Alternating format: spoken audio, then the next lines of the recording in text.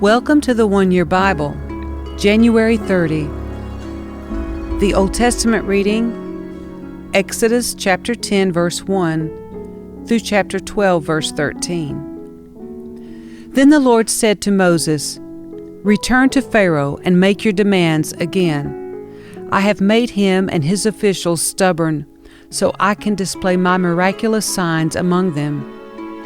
I've also done it so you can tell your children and grandchildren about how I made a mockery of the Egyptians and about the signs I displayed among them, and so you will know that I am the Lord."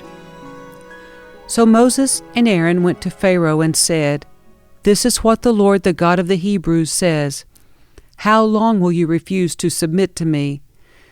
Let my people go, so they can worship me.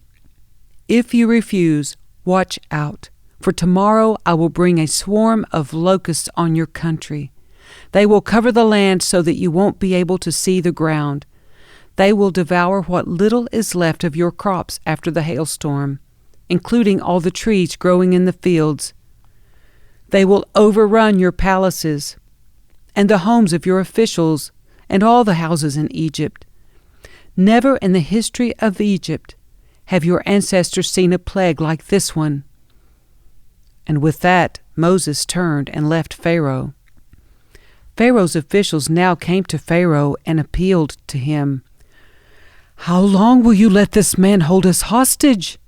Let the men go to worship the Lord their God. Don't you realize that Egypt lies in ruins?" So Moses and Aaron were brought back to Pharaoh. "All right," he told them, "go and worship the Lord your God. But who exactly will be going with you?"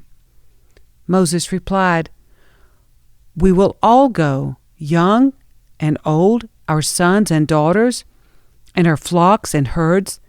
We must all join together in celebrating a festival to the Lord."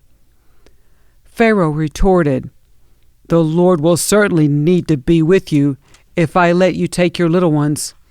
I can see through your evil plan. Never! Only the men may go and worship the Lord, since that is what you requested." And Pharaoh threw them out of the palace.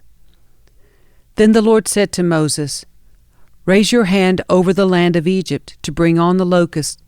Let them cover the land and devour every plant that survived the hailstorm." So Moses raised his staff over Egypt, and the Lord caused an east wind to blow over the land all that day and through the night.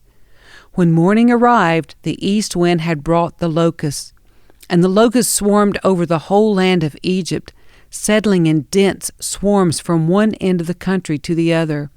It was the worst locust plague in Egyptian history, and there has never been another one like it. For the locusts covered the whole country and darkened the land. They devoured every plant in the fields and all the fruit on the trees that had survived the hailstorm. Not a single leaf was left on the trees and plants throughout the land of Egypt. Pharaoh quickly summoned Moses and Aaron. "I have sinned against the Lord your God and against you," he confessed. "Forgive my sin just this once, and plead with the Lord your God to take away this death from me." So Moses left Pharaoh's court and pleaded with the Lord.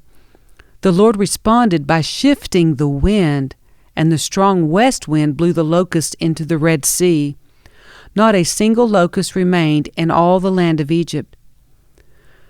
But the Lord hardened Pharaoh's heart again, so he refused to let the people go. Then the Lord said to Moses, "Lift your hand toward heaven, and the land of Egypt will be covered with a darkness so thick you can feel it." So Moses lifted his hand to the sky, and a deep darkness covered the entire land of Egypt for 3 days. During all that time the people could not see each other, and no one moved. But there was light, as usual, where the people of Israel lived. Finally, Pharaoh called for Moses.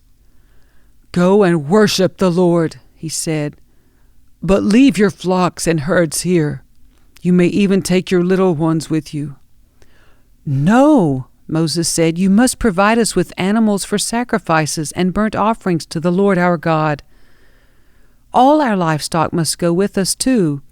Not a hoof can be left behind. We must choose our sacrifices for the Lord our God from among these animals, and we won't know how we are to worship the Lord until we get there." But the Lord hardened Pharaoh's heart once more, and he would not let them go. "Get out of here," Pharaoh shouted at Moses. "I'm warning you, never come back to see me again. The day you see my face, you will die." "Very well," Moses replied. "I will never see your face again." Then the Lord said to Moses, "I will strike Pharaoh and the land of Egypt with one more blow. After that, Pharaoh will let you leave this country. In fact, he will be so eager to get rid of you that he will force you all to leave. Tell all the Israelite men and women to ask their Egyptian neighbors for articles of silver and gold." Now the Lord had caused the Egyptians to look favorably on the people of Israel, and Moses was considered a very great man in the land of Egypt, respected by Pharaoh's officials and the Egyptian people alike. Moses had announced to Pharaoh, "This is what the Lord says. At midnight tonight I will pass through the heart of Egypt. All the firstborn sons will die in every family in Egypt, from the oldest son of Pharaoh who sits on his throne to the oldest son of his lowliest servant girl who grinds the flour. Even the firstborn of all the livestock will die. Then a loud wail will rise throughout the land of Egypt, a wail like no one has heard before or will ever hear again. But among the Israelites it will be so peaceful that not even a dog will bark. Then you will know that the Lord makes a distinction between the Egyptians and the Israelites. And all the officials of Egypt will run to me and fall to the ground before me. 'Please leave,' they will beg. 'Hurry, and take all your followers with you. Only then will I go.'" Then, burning with anger, Moses left Pharaoh. Now the Lord had told Moses earlier, "Pharaoh will not listen to you, but then I will do even more mighty miracles in the land of Egypt." Moses and Aaron performed these miracles in Pharaoh's presence, but the Lord hardened Pharaoh's heart, and he would not let the Israelites leave the country. While the Israelites were still in the land of Egypt, the Lord gave the following instructions to Moses and Aaron. "From now on, this month will be the first month of the year for you. Announce to the whole community of Israel that on the 10th day of this month, each family must choose a lamb or a young goat for a sacrifice, one animal for each household. If a family is too small to eat a whole animal, let them share with another family in the neighborhood. Divide the animal according to the size of each family and how much they can eat. The animal you select must be a 1-year-old male, either a sheep or a goat with no defects. Take special care of this chosen animal until the evening of the 14th day of this month. Then the whole assembly of the community of Israel must slaughter their lamb or young goat at twilight. They are to take some of the blood and smear it on the sides and top of the door frames of the houses where they eat the animal. That same night they must roast the meat over a fire and eat it along with bitter salad greens and bread made without yeast. Do not eat any of the meat raw or boiled in water. The whole animal, including the head, legs, and internal organs, must be roasted over a fire. Do not leave any of it until the next morning. Burn whatever is not eaten before morning. These are your instructions for eating this meal. Be fully dressed, wear your sandals, and carry your walking stick in your hand. Eat the meal with urgency, for this is the Lord's Passover. On that night I will pass through the land of Egypt and strike down every firstborn son and firstborn male animal in the land of Egypt. I will execute judgment against all the gods of Egypt, for I am the Lord. But the blood on your doorposts will serve as a sign, marking the houses where you are staying. When I see the blood, I will pass over you. This plague of death will not touch you when I strike the land of Egypt.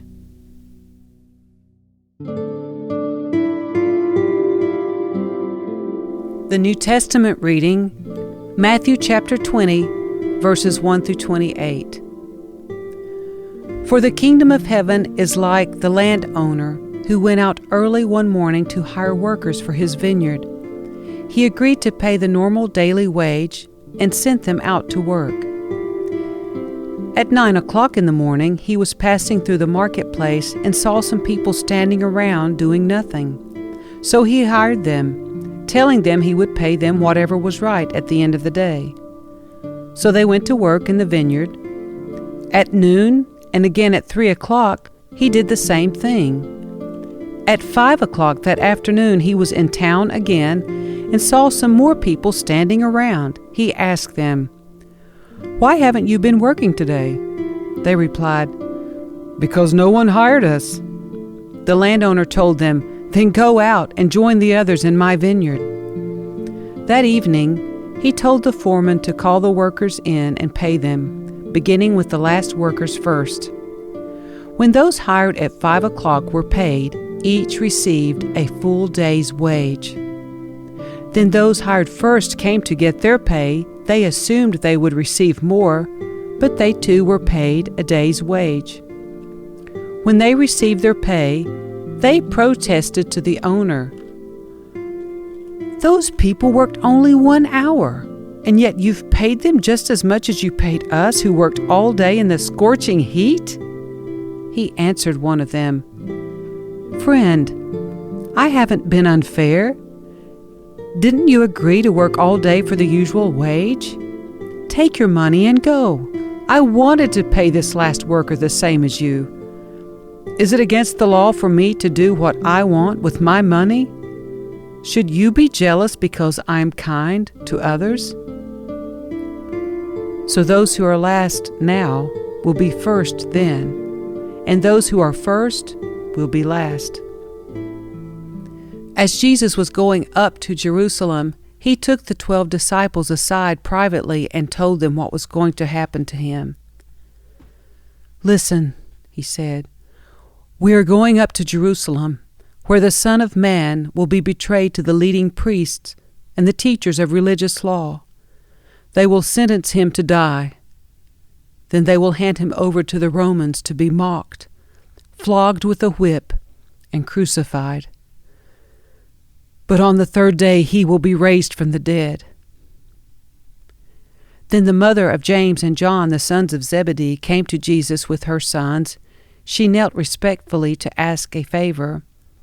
"What is your request?" he asked. She replied, "In your kingdom, please let my 2 sons sit in places of honor next to you, one on your right and the other on your left." But Jesus answered by saying to them, "You don't know what you are asking. Are you able to drink from the bitter cup of suffering I am about to drink?" "Oh, yes," they replied, "we are able." Jesus told them, "You will indeed drink from my bitter cup, but I have no right to say who will sit on my right or my left. My Father has prepared those places for the ones he has chosen." When the 10 other disciples heard what James and John had asked, they were indignant. But Jesus called them together and said, "You know that the rulers in this world lord it over their people, and officials flaunt their authority over those under them. But among you it will be different. Whoever wants to be a leader among you must be your servant, and whoever wants to be first among you must become your slave. For even the Son of Man came not to be served, but to serve others, and to give his life as a ransom for many.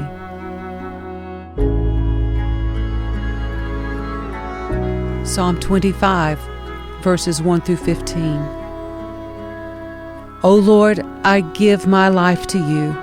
I trust in you, my God. Do not let me be disgraced, or let my enemies rejoice in my defeat. No one who trusts in you will ever be disgraced, but disgrace comes to those who try to deceive others. Show me the right path, O Lord. Point out the road for me to follow. Lead me by your truth and teach me, for you are the God who saves me.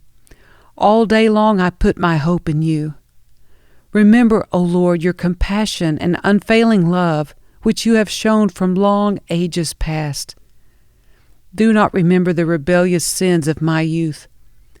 Remember me in the light of your unfailing love, for you are merciful, O Lord. The Lord is good and does what is right. He shows the proper path to those who go astray. He leads the humble in doing right, teaching them his way. The Lord leads with unfailing love and faithfulness all who keep his covenant and obey his demands. For the honor of your name, O Lord, forgive my many, many sins. Who are those who fear the Lord? He will show them the path they should choose.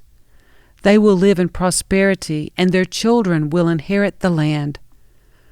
The Lord is a friend to those who fear him. He teaches them his covenant. My eyes are always on the Lord, for he rescues me from the traps of my enemies. Proverbs 6, verses 6 through 11. Take a lesson from the ants, you lazy bones. Learn from their ways and become wise.